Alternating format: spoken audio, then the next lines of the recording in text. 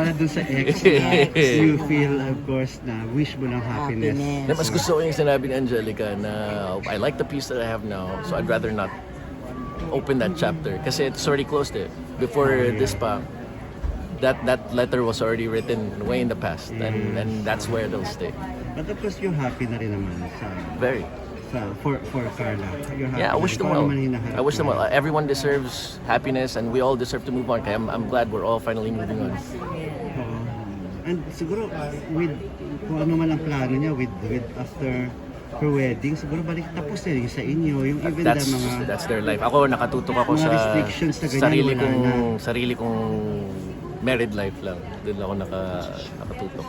And then legally speaking, parang tapos na rin yun, di ba? Parang wala na, like mga I don't restrictions sa'yo, pwede kayong magkaharap. I don't know. or- For me, I like what I have now, and I'd like to keep it that way. Yung nga, gusto ko yung peace na meron ako ngayon. Mas doon na lang ako magpo-focus.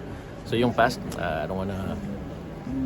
Pero Open nung any of it. lumabas yung medyo lumabas yung balitang yun, ano eksaktong naramdaman mo? Recently ko lang she's getting nalaman married. because of this MediaCon, and when I hear it, yun nga, it's an honest reaction. I wish them well, and yun nga, I'm glad to know everyone is moving on. We all deserve it. And hopefully, well, siguro, darating yung time na pwede na kayong mag-work na magkasama. Hindi pa pwede. For me, I'm okay with what I have. I'd rather not. Oho. Para hindi na lang maungkat din, ano? Yeah, I'd rather not.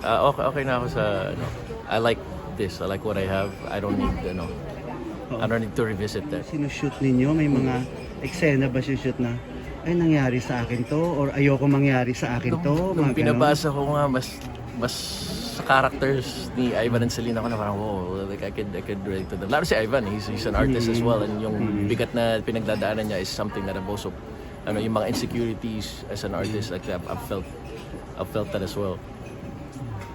And a little trivia, and gusto ko rin na nung mga drawing scenes niya, kamay ko yung ginawa. Clear lang natin, pagbalik kung dinala mo rito, yung married na kayo, di ba? Nung wife mo. Yeah. Oo. At least, malinaw. Oo.